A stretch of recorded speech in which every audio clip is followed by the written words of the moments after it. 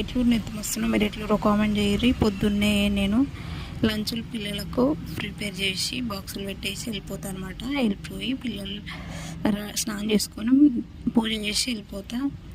పిల్లలు లేచి రెడీ అయ్యి స్కూల్కి వెళ్తారనమాట. వెళ్ళాక నేను 11-12కి అట్లా వచ్చి ఇల్లంతా క్లీన్ చేసుకుంటా. ఇట్లా బెడ్షీట్లు అన్నీ పిల్లలు ఏం తీస్తారు, మేము వచ్చే వరకు ఇట్లా ఉంటుంది ఇల్లు.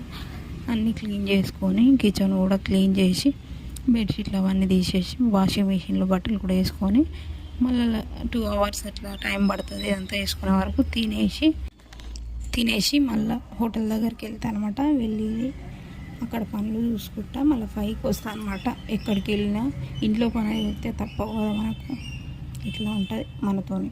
నచ్చితే లైక్ చేయరి, షేర్ చేయరి, సబ్స్క్రైబ్ చేసుకోవాలి.